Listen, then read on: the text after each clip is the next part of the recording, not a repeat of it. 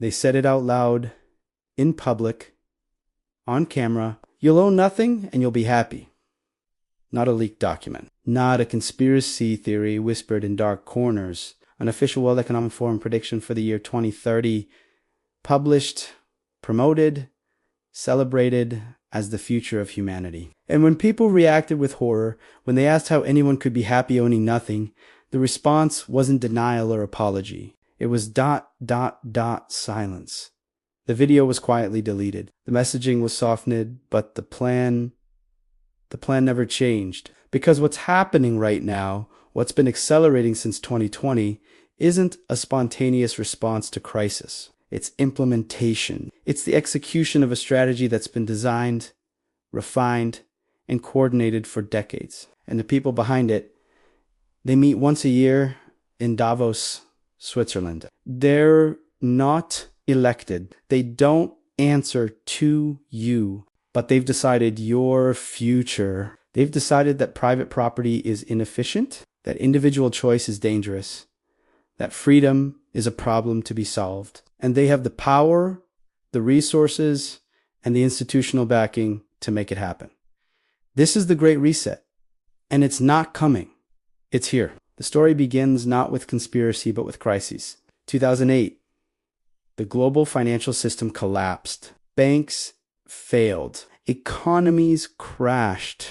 Millions lost their homes, their savings, their futures, and in the aftermath, as governments scrambled to prevent total meltdown, a conversation began among the global elite, not about how to fix the system, about how to replace it, because the crisis revealed something they'd known for decades but could never quite act on: the old model, the model of private ownership, free markets, democratic capitalism. It was unstable, unpredictable, resistant to control, and more importantly, it was reaching its limits.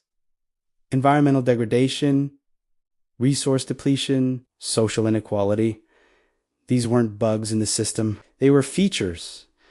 And the people who benefited most from that system, the ultra-wealthy, the corporate titans, the financial elite, they understood something terrifying. The same engine that created their wealth was destroying the planet. And when the planet dies, even the rich suffer. So they needed a solution, a way to preserve their power while appearing to save the world, a way to restructure global society without calling it what it was: revolution from above. And that's when Klaus Schwab, founder of the World Economic Forum, began talking about stakeholder capitalism, the idea that corporations shouldn't just serve shareholders, they should serve all stakeholders, workers, communities, the environment. It sounded progressive. It sounded compassionate. It sounded like exactly what the world needed after the financial crisis.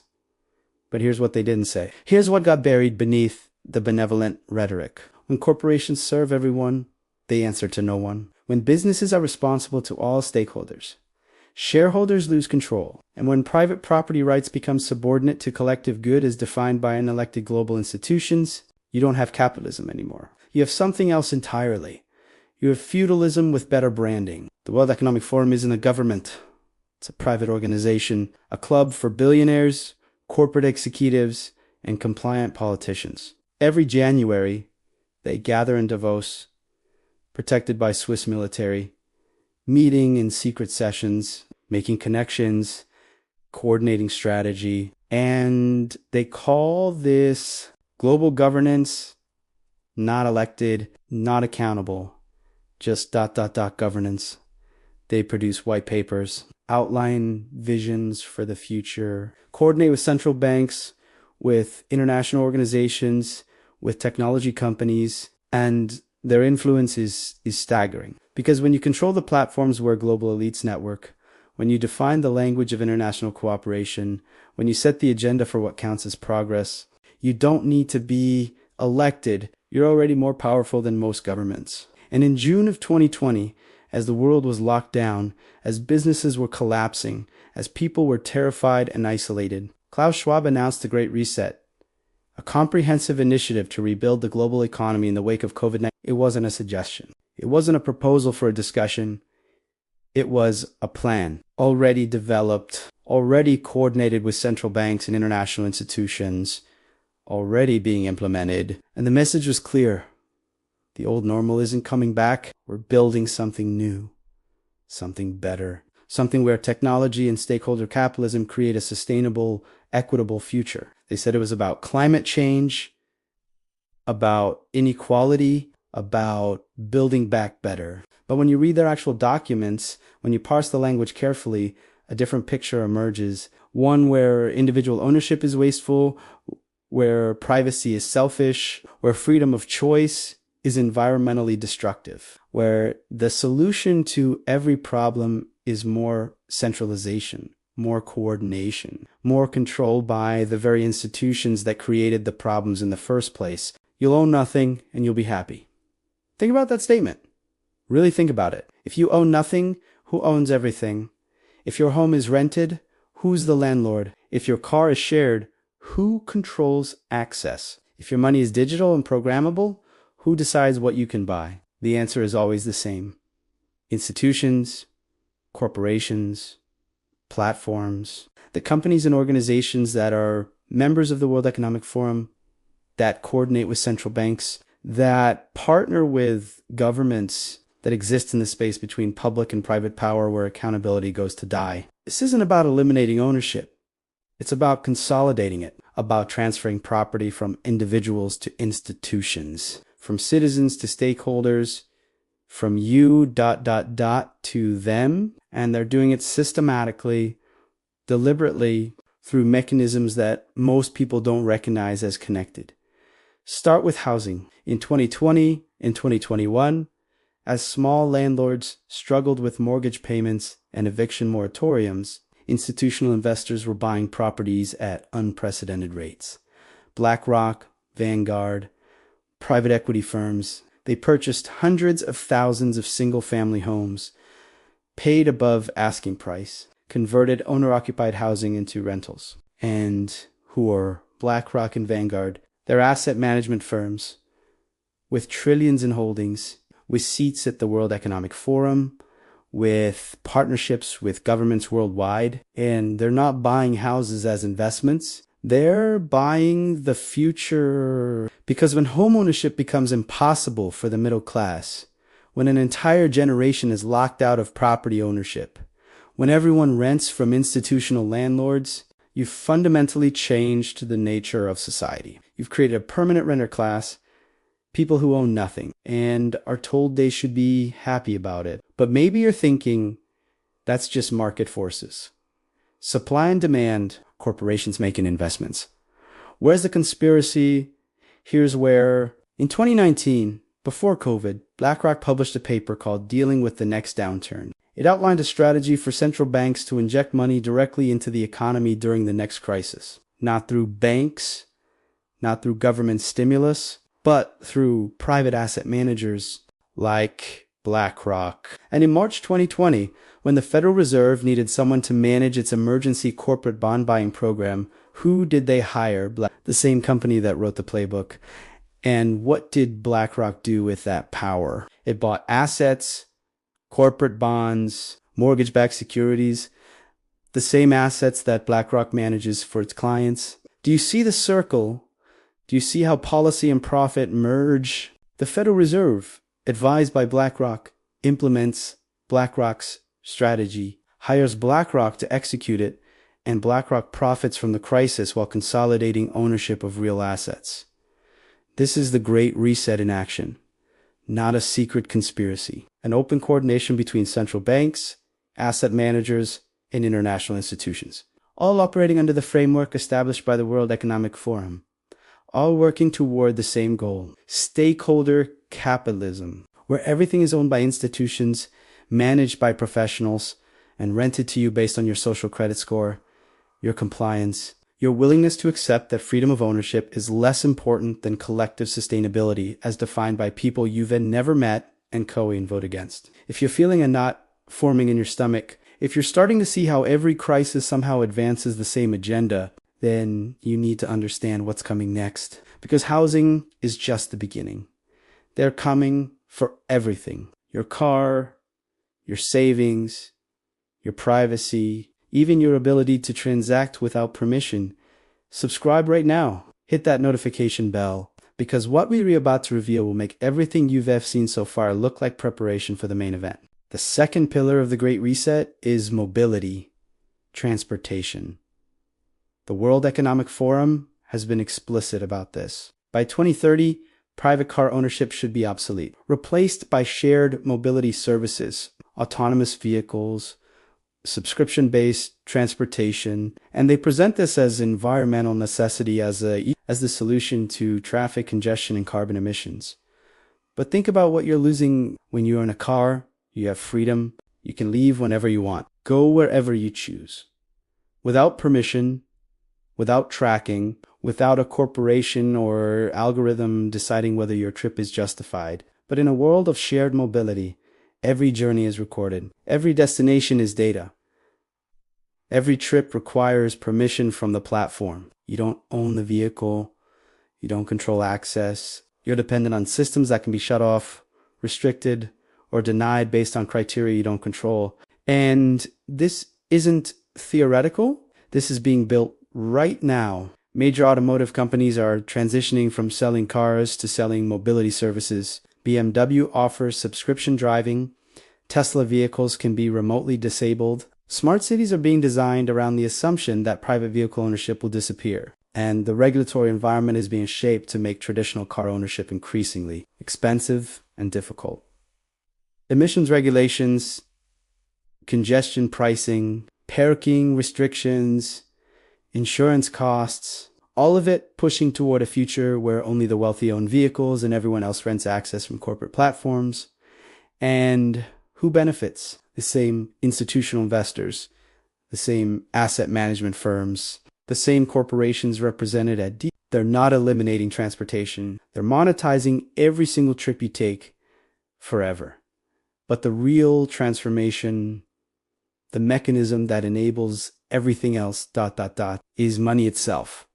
Central Bank Digital Currencies. We talked about this before, but in the context of the Great Reset, CBDCs aren't just about replacing cash. They're about creating programmable money, currency that comes with conditions, that expires if not spent, that can be restricted to approved purchases, that can be frozen or confiscated without due process. The World Economic Forum has been pushing CBDCs for years, coordinating with central banks, providing research, hosting discussions, and now more than 100 countries are exploring or implementing digital currencies.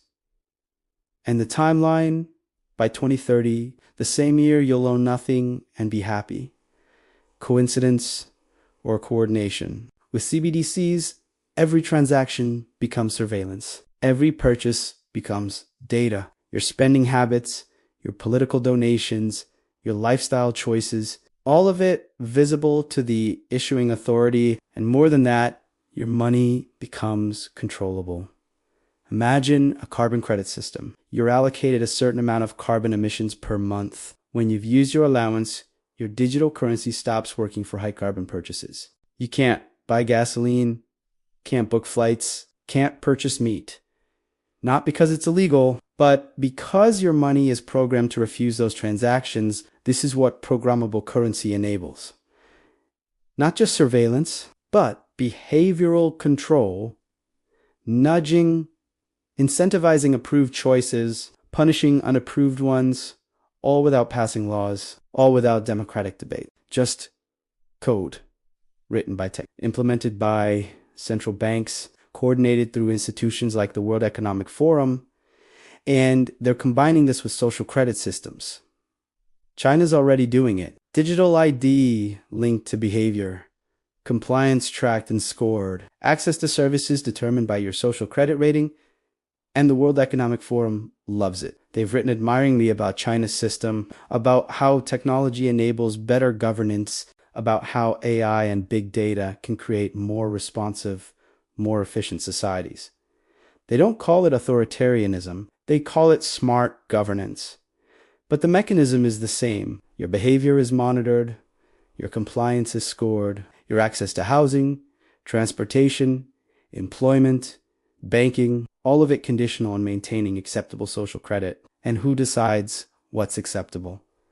Unelected institutions, corporate platforms, algorithms trained on datasets curated by people with very specific ideas about how society should function. This is the world the Great Reset is building. Not through revolution, not through honest political debate, but through crises, capitalism, through the exploitation of emergencies to implement policies that would never be accepted under normal circumstances. COVID-19 provided the perfect opportunity. Lockdowns normalized surveillance, contact tracing normalized tracking, vaccine passports, normalized digital identity, and now those mechanisms are being expanded, refined, and made permanent. Not for health, for control. Because once the infrastructure of digital surveillance exists, once the population accepts that access to society requires digital credentials and compliance monitoring, the system can be used for anything. Climate lockdowns, socio credit, behavior modification, all justified as necessary, all implemented for your safety, all eroding freedom one emergency at a time. But who's really behind this? Who coordinates all these moving pieces? The World Economic Forum is transparent about their partnerships. They work with every major central bank, with the United Nations, with the World Health Organization, with BlackRock, Vanguard, State Street, with Google, Microsoft, Amazon, with pharmaceutical companies, with governments worldwide. They call it multi-stakeholder governance. The idea that global challenges require global coordination between governments, corporations, and civil society. But notice who's missing from that stakeholder list. You, the actual citizens whose lives are being restructured, you're not a stakeholder. You're the product, the resource to be managed, the population to be optimized for efficiency and sustainability as defined by people who fly private jets to climate conferences. And this is where the Great Reset reveals its true nature. It's not about saving the planet. It's not about equity or justice or any of the benevolent goals they advertise. It's about control, about creating a system where every resource, every transaction, every aspect of human life is monitored, managed, and monetized by interlocking institutional power structures that face no democratic accountability. They're building a cage, a digital cage, a system where freedom is friction, where privacy is selfishness, where ownership is waste, and they're convincing you that the cage is for your own good, for the planet, for future generations, for collective survival, and anyone who questions it, anyone who resists, they're labeled as selfish, as conspiracy theorists, as dangerous extremists standing in the way of progress. But here's what they never address. Here's the question that shatters their entire narrative. If this system is so beneficial, why does it require eliminating choice? If stakeholder capitalism is superior, why not let it compete with traditional models and let people decide? If digital currency is better, why eliminate cash? If shared mobility is more efficient, why regulate private ownership out of existence? Why does every aspect of the Great Reset require forcing people into systems they wouldn't voluntarily choose? The answer, the answer, they can't speak out loud, is that given a choice, most people would reject it. Given freedom, people choose ownership, privacy, independence, the ability to make their own decisions and live with the consequences. And that is what the Great Reset is designed to eliminate. Not because freedom is harmful, but because freedom is unmanageable, because people who own property have power, have options, have the ability to say no, in a system based on stakeholder capitalism, on institutional ownership, on programmed compliance. That system can't function if people have the power to refuse. So they're removing that power systematically through mechanisms that sound reasonable in isolation but become totalitarian in aggregate. Emissions regulations that make car ownership unaffordable, housing policies that favor institutional investors, digital currencies that eliminate financial privacy, social credit systems that punish not. Each piece is justified as solving a specific problem. But together, together they create an architecture of control more comprehensive than any totalitarian regime in history. Because this isn't controlled through violence. It's controlled through dependency. You're not imprisoned. You're just unable to function without permission. Unable to live without access to platforms and systems that monitor everything you do and can revoke your participation based on criteria you do you and control. And the most insidious part, they've convinced people to demand it, to see freedom as the problem, to believe that individual choice is destroying the planet. That privacy enables crime. That ownership is waste. That surveillance is safe. They've weaponized guilt, fear, and moral righteousness to make people surrender rights. They don't even realize they're losing, because when you believe you're saving the world, when you believe you're on the side of progress and justice, you don't question the methods. You don't ask who benefits. You don't notice that every solution somehow involves giving more power to unelected institutions and less autonomy to individuals. But maybe you're thinking, this is too big, too coordinated.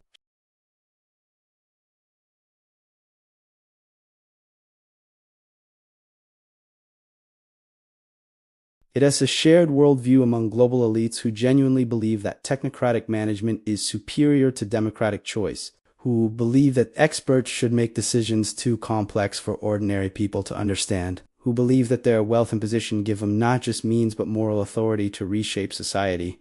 They're not evil. They're convinced they're saving the world, and that makes them more dangerous, because they'll never stop. They'll never question whether they have the right to impose their vision on billions of people. They'll just keep building, keep coordinating, keep using every crisis as an opportunity to advance the same agenda. Own nothing and be happy, because we know better, because the planet requires it, because there's no alternative, because shut up and comply.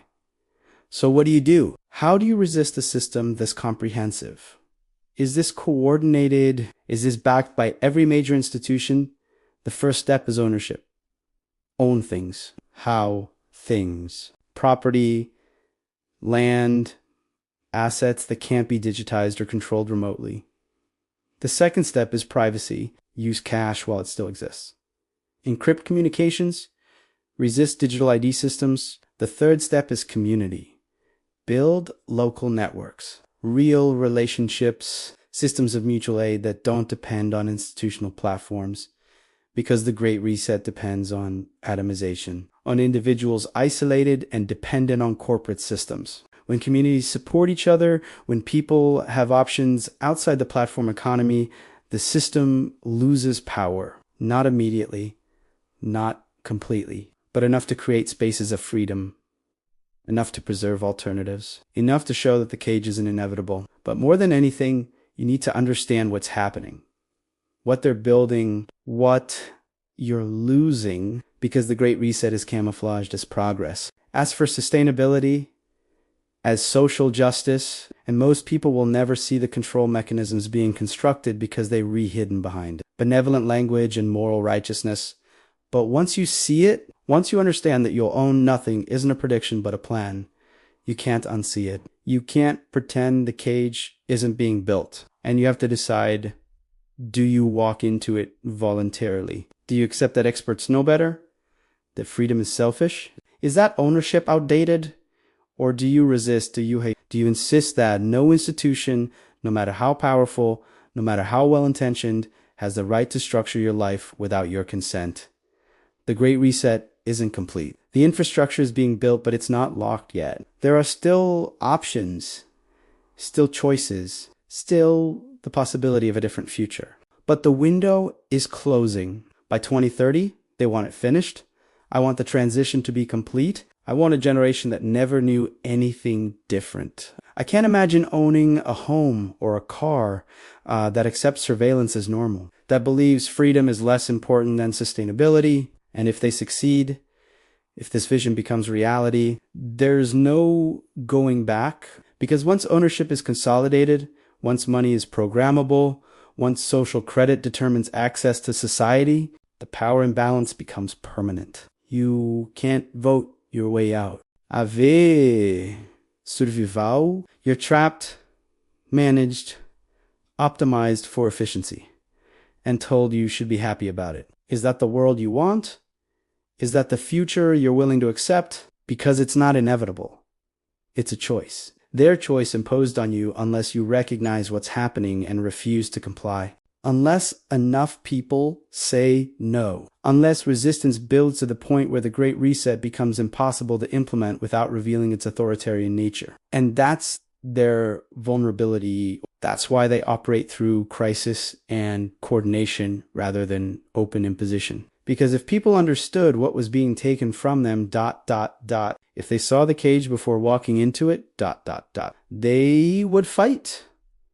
They would resist. They would demand accountability from institutions that have operated in shadows for too long. And the entire architecture of stakeholder capitalism, of institutional ownership, of technocratic control, it would collapse. Not because it's technically unfeasible, but because it's illegitimate. Because power without consent is tyranny. And eventually, eventually tyranny fails. The question is how much freedom we lose before that failure. How complete the control becomes. How many generations live in digital serfdom before the system finally breaks? If this has made you angry, if you can feel the walls closing in and you're ready to understand the full scope of what is being built, then you need to see what we reveal next. Because the Great Reset is just one component of a larger transformation. A fourth industrial revolution that merges human beings with technology, that eliminates the boundary between physical and digital, that creates a world where your thoughts, your biology, your very identity becomes data to be harvested and controlled. Klaus Schwab wrote a book about it. It's not hidden. It's not secret. It's the openly stated goal of the World Economic Forum and what they're planning, what they're building right now in labs and boardrooms across the world. It's beyond anything we've discussed. Subscribe, share this everywhere, and prepare yourself for the truth about transhumanism and the end of humanity as we know it. Because the cage they're building isn't just economic, it's biological. And once that door closes, there's no escape, ever.